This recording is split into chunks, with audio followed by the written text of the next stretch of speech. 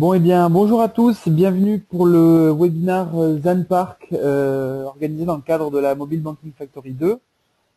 Alors, bon, c'est un plaisir d'avoir du coup ZanPark pour ce webinaire, mais c'est aussi un petit peu triste parce que c'est notre dernier webinaire. Donc voilà, on a fait plus de 12 webinaires lors de la Mobile Banking Factory 2. Donc c'est un petit peu la fin d'une étape dans le concours. Voilà, j'espère que ça vous a aidé. On serait vraiment reconnaissant d'avoir votre retour concernant ce format. Alors je sais qu'il y avait des équipes qui étaient en province qui l'ont utilisé, des équipes à Paris. Donc voilà, je pense que c'est quelque chose que nous, chez BIMAYAP, on refera par la suite. Donc n'hésitez pas à nous apporter votre feedback sur ce format-là. Juste avant de rentrer dans le vif du sujet, un petit rappel sur le temps restant sur la Mobile Banking Factory 2. Donc aujourd'hui, on est à 50% avec 33 jours écoulés depuis le lancement le 14 mars et 33 jours restants avant la grande finale. Hein, donc comme j'ai dit un petit peu plus tôt dans la journée, aujourd'hui on s'est réunis avec les partenaires et on a préparé la grande finale qui aura lieu le mardi 19 mai au village rue de la Boétie dans le 8e arrondissement à Paris. Donc voilà, on vous prépare une belle grande finale et puis on espère y voir plein de beaux projets, enfin plein de belles applications, hein, ce sera plus des projets. Donc voilà. Également une date clé dans la Mobile Banking Factory, c'est le samedi 25 avril, hackathon chez BIMAYAP.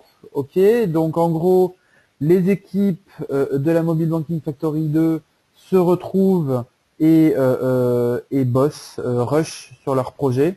Ok, donc en gros, voilà, une journée avec des bureaux et puis, comme vous pouvez le voir sur la photo, un barbecue. Donc ça fait un moment que je vous en parle. C'est pas des bêtises, il y a vraiment un barbecue qui vous attend chez BIMAYAP. Donc voilà, pour vous inscrire, inscription obligatoire, juste au moins qu'on sache combien de personnes, quels sont les membres de l'équipe qui viennent, quelles compétences on mobilise.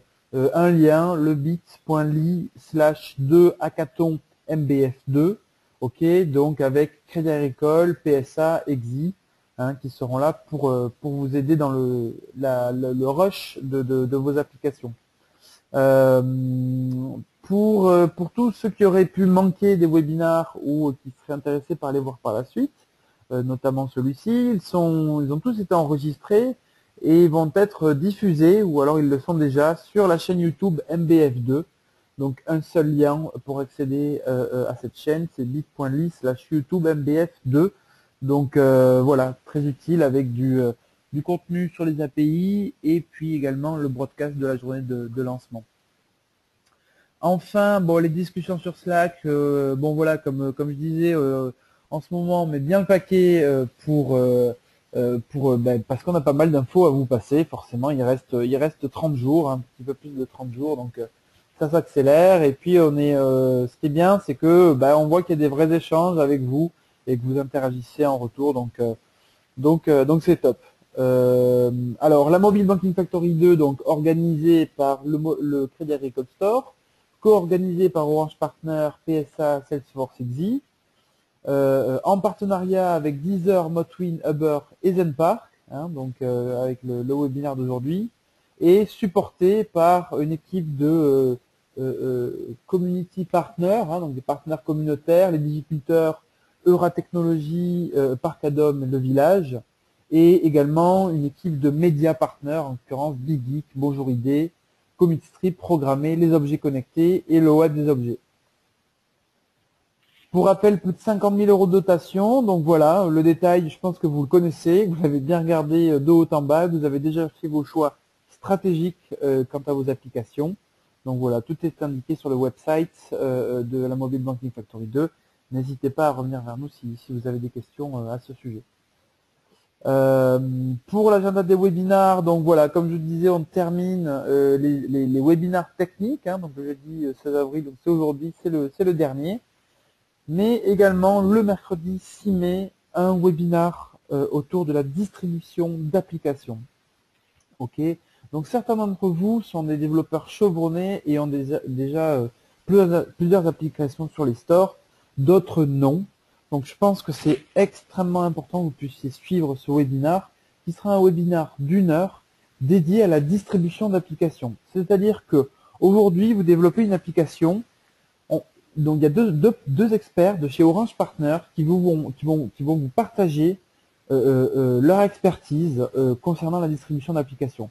Alors ça va de la mise en ligne, mais aussi de la connaissance des OS, de la monétisation derrière. Il y a tout un process qui est très long, qui sera expliqué en 1 heure, donc c'est très short, mais qui est très intéressant et qui vraiment tend à vous professionnaliser, à vous apporter un maximum d'input concernant la distribution d'applications mobiles.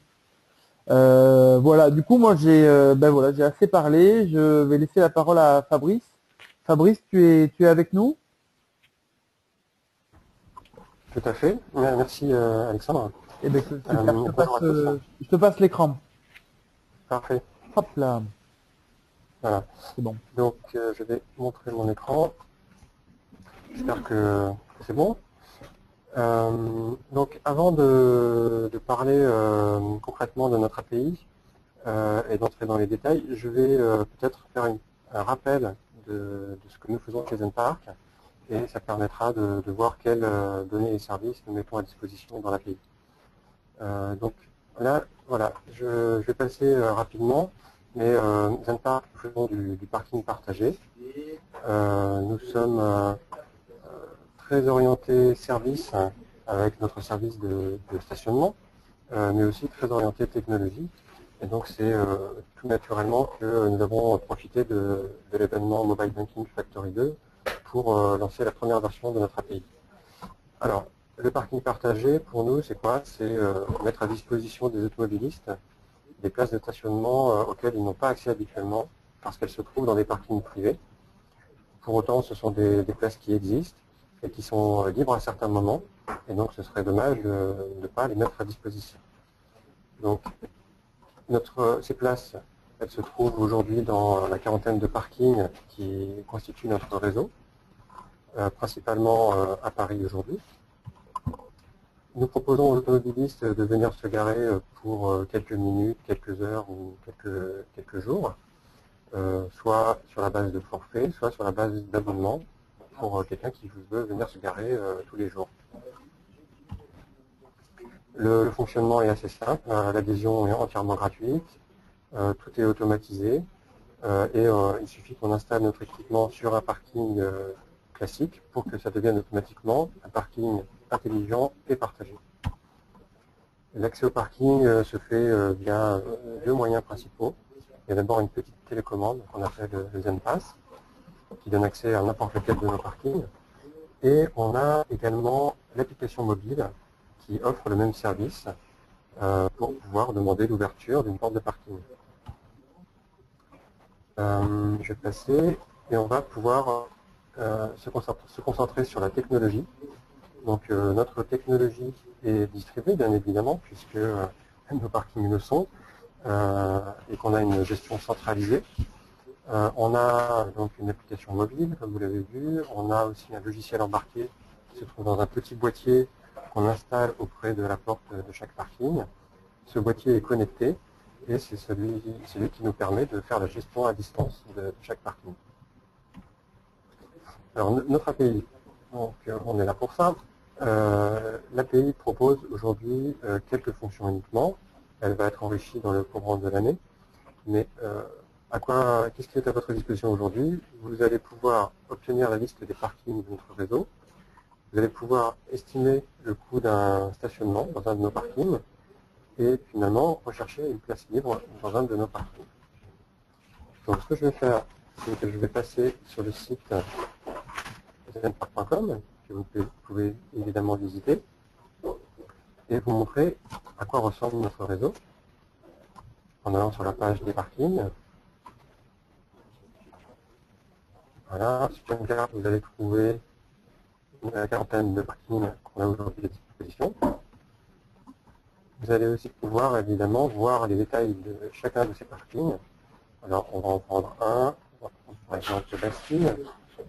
Si je clique sur détail, vous arrivez sur la fiche du parking avec les offres proposées dans ce parking, la description, les caractéristiques, etc. À partir de cette fiche de parking, à partir de ce parking, vous allez pouvoir demander le coût d'une réservation de stationnement, donc en indiquant une date et une heure de début, ainsi qu'une date et une heure de fin. Donc là, par exemple, on va mettre 19 heures, qui nous fait 10 heures de stationnement pour 15 €. Et ensuite, vous avez la possibilité de réserver. Donc, vous allez retrouver ce service dans notre API. Donc maintenant, je vous propose de basculer sur le site dev.zenpark.com qui est dédié à notre API et donc qui est votre point d'accès principal à notre service. Et vous allez retrouver sur ce site une documentation. Une fois que vous êtes identifié, vous avez accès à la documentation qui vous rappelle donc les services fournis par notre API et qui vous donne tous les détails pour chacune des fonctions proposées. Donc, en particulier, ces fonctions, c'est tout d'abord une authentification qui est nécessaire avant d'appeler les autres fonctions, une fonction pour obtenir la liste des parkings, une fonction pour obtenir les détails d'un parking, une fonction pour estimer le coût d'une réservation dans un parking donné, et enfin une fonction de recherche de places disponibles dans l'ensemble de notre réseau. Il y a évidemment dans la documentation d'autres informations qui vont vous être utiles, des informations sur les formats des données utilisées dans notre API, les codes d'erreur que chaque fonction peut retourner, ainsi que quelques ressources qui vont pouvoir vous aider à faire le design un petit peu de votre application pour aller plus vite. Alors l'authentification, vous avez, comme pour toutes les autres fonctions, le même schéma. Tout d'abord, l'URL à utiliser, une petite description de la fonction, la liste des paramètres attendus pour chaque appel, et un exemple d'appel, ici en jQuery. La documentation également de la réponse de la fonction et un exemple de cette réponse. Donc, on a essayé de faire quelque chose qui soit assez simple, mais assez détaillé pour que vous ayez tout sous la main et que vous puissiez être rapidement opérationnel. Donc on va passer sur cette fonction d'authentification qui est assez simple puisqu'elle attend juste un nom d'utilisateur et un mot de passe. C'est le compte que vous créez quand vous demandez à accéder au site dev.zenpark.com. On va plutôt se concentrer sur une autre fonction, à commencer par la liste des parkings. Donc c'est sur l'URL /parkings/list. Elle ne prend aucun paramètre puisqu'elle retourne la liste de tous les parkings.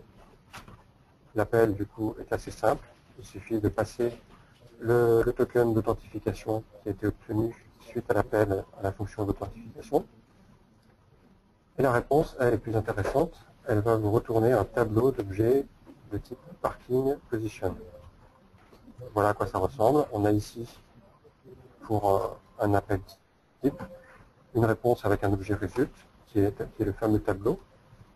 Et ce tableau, dans l'exemple ici, contient deux résultats.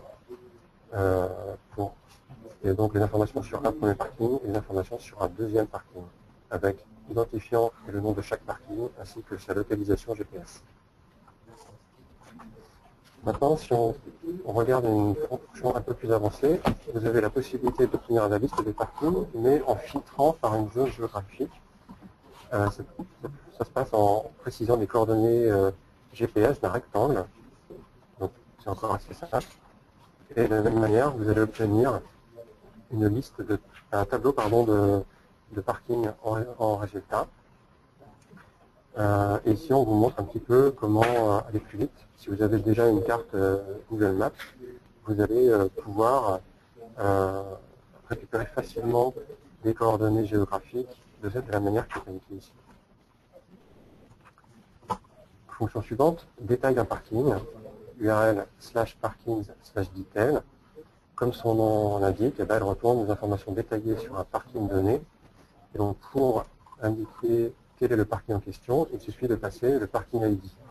Le parking ID, donc c'est l'identifiant que vous avez pu obtenir avec une des deux fonctions précédentes. L'appel est encore une fois très simple. On passe le token d'authentification, et on passe surtout l'ID du parking sur lequel on souhaite obtenir des informations. La réponse, c'est un objet de type parking detail.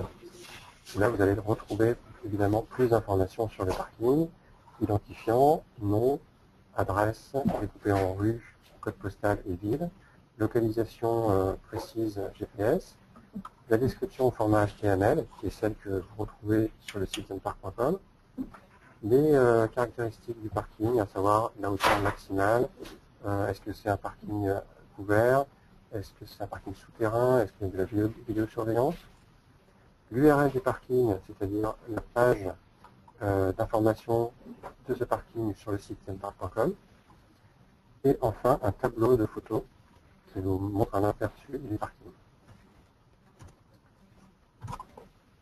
Encore une fonction, cette fois-ci, elle va vous permettre d'estimer le coût d'une réservation dans un parking donné et pour des dates données. Donc, les paramètres sont simplement le parking, plus précisément l'identifiant du parking, suivi de la date de début et de la date de fin. Voilà à quoi ressemble le format date. On a choisi un format texte qui me semble vraiment très simple et universel. Donc c'est le format ISO qui ressemble à ceci. Vous voyez que j'ai fourni ici le début et la fin. Et la réponse, il s'agit d'un décimal, d'un nombre qui va vous indiquer le montant qui a été calculé pour cette réservation. Donc vous allez ainsi pouvoir faire des estimations dans vos applications. Enfin, vous allez pouvoir proposer dans vos applications la recherche d'une place de stationnement qui peut être utile si vous faites par exemple une application de multimodalité pour proposer une place de stationnement à destination une fois que les gens se sont déplacés en voiture et arrivent dans le quartier où ils doivent se rendre. Donc là, il va falloir donner en entrée les coordonnées GPS sous la forme d'une latitude et d'une longitude et indiquer à nouveau le début et la fin souhaitée. Et là, notre API va pouvoir vous fournir sous la forme d'un tableau une liste de parkings qui sont adaptés à votre requête, parce qu'ils sont dans la zone géographique que vous avez indiquée et parce qu'ils proposent des places disponibles au moment où vous souhaitez, dans le cas où votre utilisateur souhaite faire une réservation. On a fait le tour des fonctions de notre API en l'état actuel. Les 3 pages suivantes vous présentent les formats de données utilisés. Donc vous allez retrouver les formats qu'on a déjà aperçus dans la documentation des fonctions. Vous avez l'objet response. Dans result, vous trouvez tout d'abord les données correspondant vraiment à la réponse de la requête, de l'appel à la fonction. Et s'il y a une erreur, vous allez avoir un objet erreur. S'il y a une erreur, résultat est nul. Et s'il n'y a pas d'erreur, erreur est nul. Alors qu'est-ce que c'est que cet objet erreur? Il se décompose en un code et un message. Le code, c'est comme une constante. Et le message, c'est un message texte que vous allez pouvoir éventuellement afficher à vos utilisateurs, ou en tout cas vous tracer ou analyser pour comprendre le problème. On va voir après la liste des codes d'erreur. Quoique on peut la regarder maintenant. Voilà, vous allez retrouver la liste de chaque code et associer le message correspondant. J'en reviens à la page des formats de données. Format suivant, c'est le format date. Comme je l'ai indiqué, c'est tout simplement une chaîne de caractères, donc dont le format est précisé ici. Je ne vais pas m'attarder dessus, c'est très simple. Location, ce sont des coordonnées géographiques type GPS avec la latitude et la longitude. À nouveau, c'est très simple. Une adresse, c'est simplement la rue, le code postal et la ville qui compose l'adresse, les 3 sous la forme d'une string. Les caractéristiques d'un parking, on les a aperçues tout à l'heure. On ne va pas rentrer dans le détail, mais ça vous permet d'afficher des détails justement sur un parking position. Donc on rappelle l'identifiant et le nom du parking ainsi que sa localisation GPS. Parking on l'a vu tout à l'heure, ça reprend toutes les informations sur un parking. Et on a fait le tour de nos objets, de nos formats de données. Les codes d'erreur, on les a vus. Et pour terminer, les ressources, ce sont des fichiers qu'on a mis à votre disposition pour que vous puissiez les intégrer dans votre application. Donc on a le logo Zenpark, on a un zip avec quelques illustrations, un zip avec quelques icônes que vous pouvez réutiliser, et puis un fichier de style qui reprend, je vais vous l'afficher, le voici, un fichier de style qui reprend les styles et les couleurs qu'on utilise sur notre site, et donc vous pouvez vous inspirer. Alors, je pense qu'on a fait le tour. S'il y a des questions, je peux répondre. Voilà. Bon, mais très bien Fabrice. Et écoute, a priori il n'y a pas de questions. Toi tu es présent sur Slack un petit peu, tu as regardé ou... Ah ben, maintenant qu'il y a eu le webinaire, oui, je vais suivre les questions, s'il y en a qui arrivent. Bah écoute, donc je pourrai répondre. Oui, je pense que ça peut être pas mal. On a sur Slack, tu peux voir, il y a pas mal d'activités effectivement. Bon, après c'est un petit peu individuellement, chaque personne va venir poster, on va dire, son besoin sur Slack et en tout cas voilà, c'est un outil voilà qui permet d'échanger avec les participants. Donc oui, c'est intéressant. Très bien, pas de problème. Ben écoute, très bien. En tout cas, je te remercie pour cette présentation. Et puis, ben là, juste après, je vais la mettre en ligne sur YouTube, si tu m'en donnes, si tu m'en donnes ton accord. Et du coup, je partagerai avec les participants de la Mobile Banking Factory 2. Parfait. Ok. Ben, écoute, je te remercie, Alexandre. Merci à toi, Fabrice. Merci à tous. Au revoir. Bientôt. Au revoir. À très bientôt. Au revoir.